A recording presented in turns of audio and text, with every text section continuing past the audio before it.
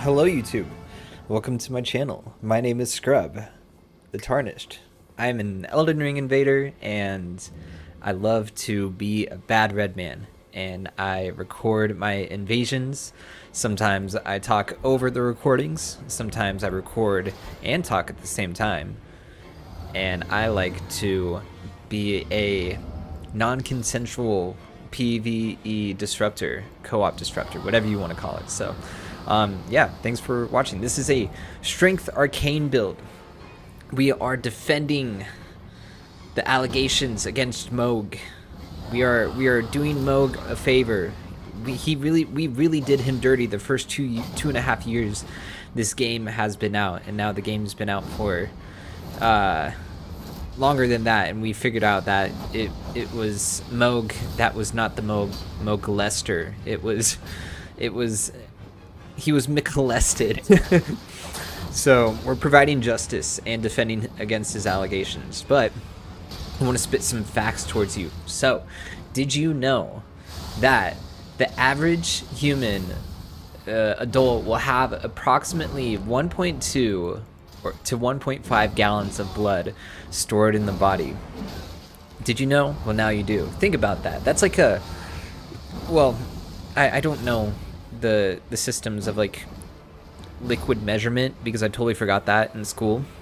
But that, if you were to go to the store and get like a milk carton or like a gallon of milk and then have another half of that, that's a lot of blood to have in your body.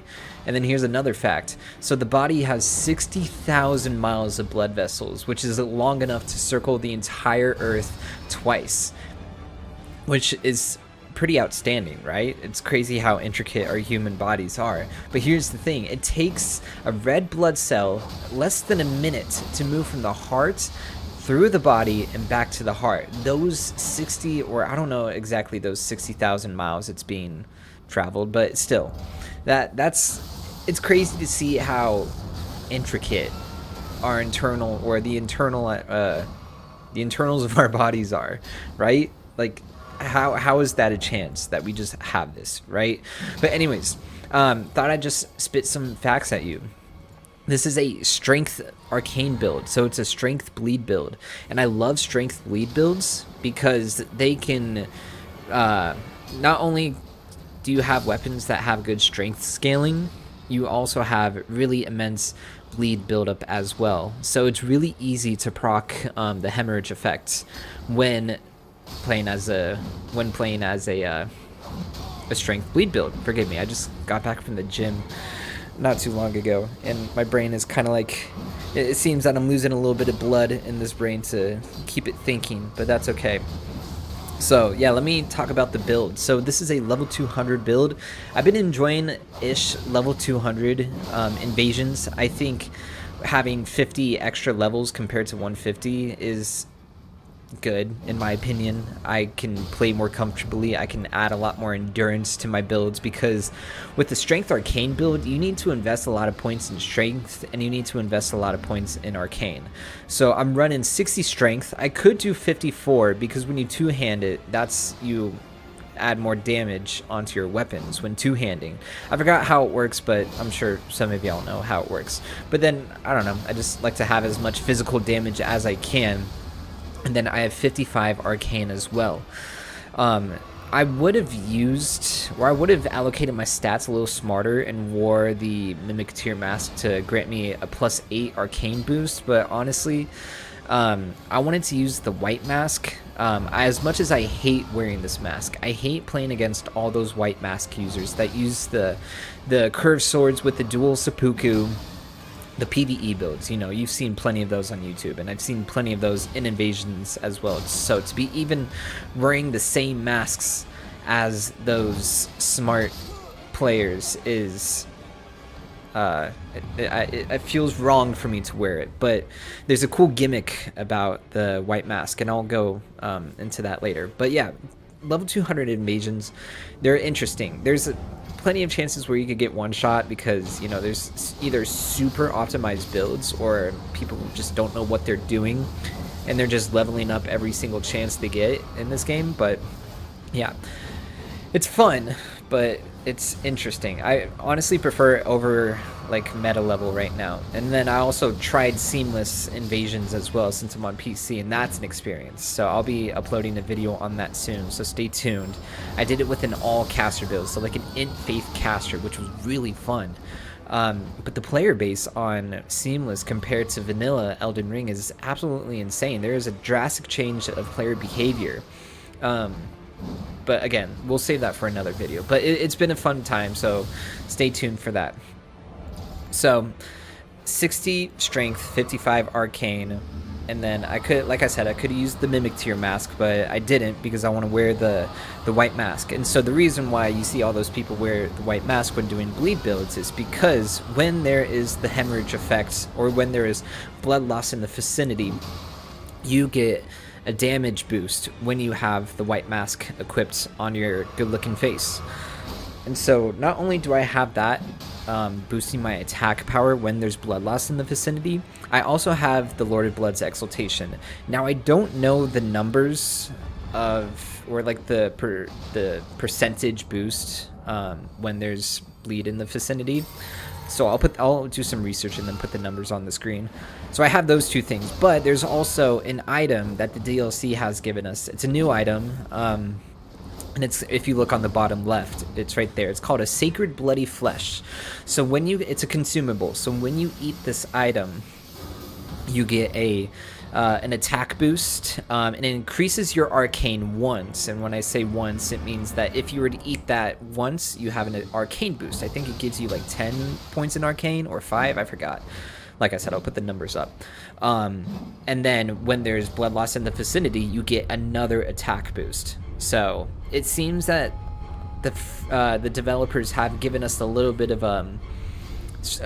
bleed builds a little bit of grace, because if you stack the blood loss boosts from the white mask and the Lord of Blood's Exultation and the Sacred Bloody Flesh, you can get some immense damage, like bam, 1196 just from a single R1. And I know it already caused the blood loss because I got that phantom hit on the first one, but still, to be able to do almost 1200 damage on a single attack, like bam, I just deleted that guy. Absolutely insane. Like this is so fun because you can be super aggressive with this build if you have good latency. That's why I've been doing invasions or on seamless as well, is because I actually get like invasions where people have like 30 milliseconds of latency, and oh my gosh, it is like butter, and it's nuts, absolutely nuts. And well, you don't have to picture that, but yeah. So when you stack those 3 damage boosting items on top of each other, you can get immense damage as well. So for example, like I had my main weapon is a blood-infused iron greatsword, and I'll go over some of the weapons soon, because not all of the weapons in a strength arcane build is necessarily like bleed infused or whatever. It seems that the DLC introduced a few strength arcane weapons that were, I don't know why they're strength arcane weapons, but they are, but they're pretty cool.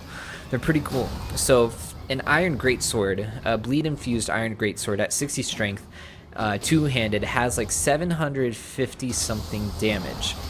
And so when there's blood loss in the vicinity, with the white mask, with the Lord of Blood's Exultation, with the Sacred Bloody Flesh, you can get up to almost 1100 damage, which is insane. And so when you're just smacking people with an 1100 damage greatsword, you're vigor checking some people, dude. Let me tell you, you are straight checking their HP. So it's fun. It's fun. And then for my armor, since I have a lot of points in endurance as well, I have the Knight's Cavalry chest piece. I have the Greaves, and the Gauntlets of Solitude. So the reason why I have so much endurance as well is because the Solitude armor is so heavy for some reason, so heavy, but it's also so cool looking. But yeah, so I kind of did like a blend because the fashion kind of works, just minus the white mask. But sometimes you got to compromise the chance to look good for a better performance. So it is what it is. But yeah, going into the weapons in the Ash of War. So I have a iron or a blood-infused iron greatsword with piercing fang. I have Mohgwyn Sacred Spirit as always, because what is a strength arcane build if it doesn't have Mohg Spear? Like, we're out here defending the allegations against him, man. Justice for Mohg. Like, he's my homie now. Like, I feel so bad for Ansbach, but yet the fact that he still decides to be our friend throughout the end of the DLC is great. Like, he's such a Chad for that. In fact, he calls us righteous tarnished. Like, what a Chad, man. I tried doing an Ansbach, I'm sorry, I ADHD moment. Like, I talk about one thing, and then I'll deviate onto another thing, and then go back to that one thing. So it's like, I hope y'all can, like, keep up with me. If not, that's okay. You know what? You could just watch this video again if you want to. If not, you could just look at the stats at the end of the video, try this build out for yourself, and just completely ignore me. No, please don't do that. Yeah, shout out Ansbach, though. So, a lot of my weapons have good strength scaling when bleed infused. Now, there's a very specific selection of weapons that you can use for a strength arcane build. Like, I wanted to use like the backhand blades or like the milady bleed infused, but unfortunately, like, if you bleed infuse those, they would get like a B in dex scaling, and I only have 20 dexterity, so there's no way I would be able to get good physical damage. So you have to be careful with what weapons you want to bleed infuse if you're putting it into either like strength or dexterity. So I'll definitely be doing a dexterity bleed build soon, because those are always fun as well. But there's good weapons that have like still a B in strength scaling, and then a D in arcane scaling, but still have like 150 bleed buildup. The Watchdog's great sword, as you saw earlier, that's another great weapon to bleed infuse. And then with the new Ash of War called Spinning Gravity Thrust, that is like the ultimate blender. That is the legit blender, man. When you can use the Ash of War twice, or like there's two parts of that Ash of War, so it's fun to use. If you just need to quickly get rid of someone if people are being too aggressive on you, I usually do it because you get iframes, and with 89 poise, or not iframes, I'm sorry, you get hyper armor. You get hyper armor. And with 89 poise, which what I have with the Bullgoat's Talisman, you're able to poise through a lot of attacks. You can't use, or you'll get stunned out of it if you get like frostbitten or bled, or if somebody is like using or I don't know if you can take a colossal with it, but that's okay. Well, you can find out for yourself. And then what other weapons do I have? Oh yeah, there's a couple of additions of new strength arcane weapons, and you saw at least one of them in this video so far, and that was the Putrescence Cleaver. Why is that a strength arcane weapon? I really do not know why. I felt like that would have been better as like a strength intelligence weapon, because it has innate frost buildup, right? And the thing is, like, the Putrescent Knight is associated with, like death sorceries, right? Because the Putrescence sorceries scale off of int and faith, but more so intelligence rather than faith. So I just don't know why it wasn't like an int or a strength int weapon, but that's okay. It's still fun to use.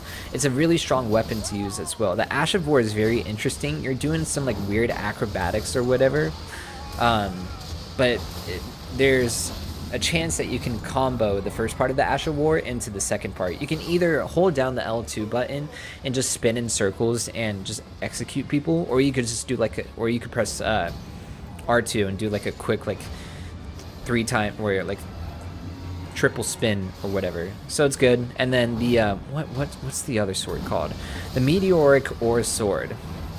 Not sure why that's also a strength arcane weapon, but it's a good addition to have for this build. And I have it in my inventory placed right above my Iron Greatsword, because when I'm in a comfortable position to, you know, try to chase someone down, it's a good weapon to use. And you're probably thinking, Scrub, why would you use a colossal sword for chase down? And I'll tell you why. The L2 on the meteoric, that's hard to say, meteoric or sword, great sword, whatever, the L2 on it is insane.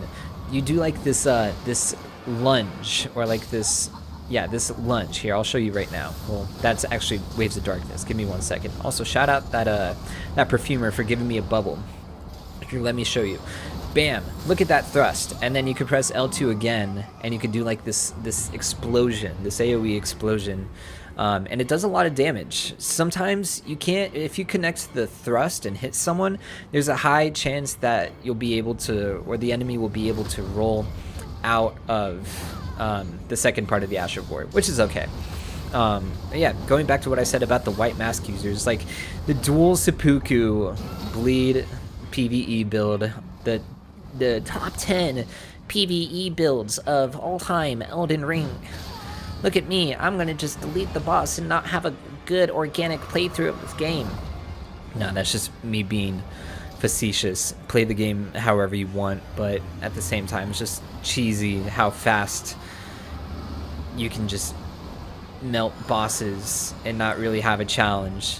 But at the same time, my first time playing this game, I used a very cheesy bleed build as well. Not cheesy like that, but I definitely did at least try the twin blade, the dual twin blade bleed infused build and jump attacks and all that. So pretty much like a mimic of that guy's build that I just heard, not this guy. Oh yeah, I got the chicken leg as well in this build. The chicken leg is great because it has the bonk R2. I love the bonk. It's my favorite kind of R2 on Colossals. Man, there's so much I want to talk about this build because of all the strength weapons that have been included in this game through the DLC. Like the heavy spear, the spear lance, I think that's what it's called. It has a nice R2 to R1 true combo because it has the R2 of, there we go. It has the R2 of a what's it called? Of a great spear, yeah, and then you could just use the R1 of a heavy thrusting sword, and it true combos. So bleed infused, you get a lot of good damage there. And then, what was I saying though? Dang it, I forgot. Oh well. There's only so much time to talk, and there's so many more things I want to talk about, but that's okay. Anyways, I hope you enjoy my music of choice. I chose the Blood-Starved Beast OST from Bloodborne. What's funny is I haven't beaten Bloodborne yet. I tried it like a year and a half ago, and then I gave up. I don't know why. It's hard going backwards in Souls games when Elden Ring is my first Souls game. So it's like I'm trying to be gracious and allow myself to really just go through the struggle of like really digging through every nook and cranny in previous Souls games and just understanding the combat too. But 30 FPS, come on, man.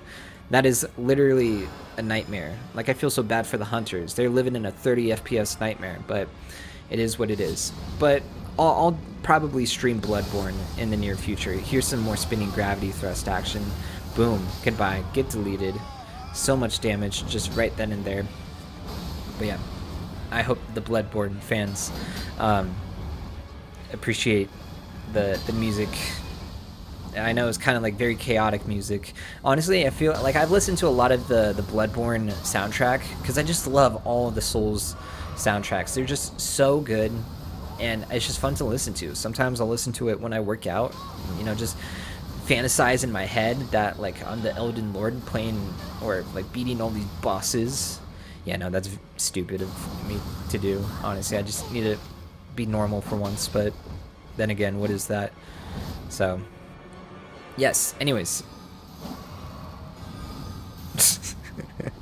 Oh my gosh.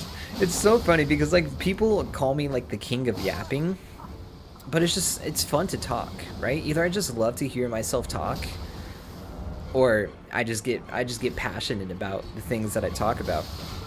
But you know, I think as Mohg's lawyer and the defender of his allegations, you kind of need to know how to talk, because I wouldn't want to be Mohg and have a quiet lawyer, right? I wouldn't want a very like stuck up kind of lawyer. I would want someone who knows how to yap in the honor of my defense. Like, I feel so bad for Mohg because like there's so much lore about him in the base game before the DLC came out that declared him to be such like a, I don't know, you know the word I'm talking about, because he took an adolescent Miquella from his cocoon.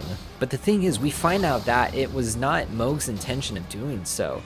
Like, I totally thought that Miquella, I don't know, the whole arc of Miquella was kind of vague when I played through the DLC the first time, but now that I'm seeing a lot of talk and speculation about Miquella, it's like, dang, how could I overlook such a thing? How could he have taken such advantage of Mohg to get into the Shadow Realm? It doesn't make sense to me. So it's like, how did Mohg know that what he was doing was right? Like, does the charm of Miquella really just mess with people's hearts? But it sucks because he's cursed with what's the word? It's like nascent or something, where things won't come into fruition. So hopefully that doesn't mean that Mohg will not beat the allegation cases, but it seems that the community has a mutual understanding that Mohg deserved better. So this build is in tribute for Mohg deserving better. Bleed builds have always been my favorite build, so it's like I gotta give Mohg some love. And so by that, we're just punishing this guy with the chicken leg, and I have Stamp Upward Cut on it because I don't know, it's just a good Asher War to have on a Colossal Sword. And I was just straight bullying this guy with the chicken leg, and guess what? He gave up, and he literally all F4'd in the middle of this this guard break and riposte. So yeah, this is happening. That's happening. My guy is just floating away. My guy said, I'm out of here. Bro said, I'm just gonna fly away and just enjoy my time up in the heavens because I just got absolutely murked by a dude with a bloody chicken leg. Yeah, that was a whole smorgasbord of word salads. Call me Kamala Harris. Anyways, thanks so much for watching, everyone. This is a level 200 strength arcane build. Here are my stats on the left. You will see the weapons and talismans that I used in just a moment. Here are oh man, those are the weapons that I used. And then I have the Lord of Exultations, or Blood Exultation, Shard of Alexander, Bullgoat's Talisman, and Erdtree's favorite +2 for that stamina equip load and health boost. So yeah, I'm gonna stop yapping now, and I hope you guys enjoyed my yapping. Expect more content soon. Like and subscribe, and I'll see y'all in the next video. I'm very excited to see y'all in the next video because I got a lot of things to talk about. So enjoy yourselves, be good to yourselves, be good to others, and good will be given back to you. All right, I love you. Goodbye.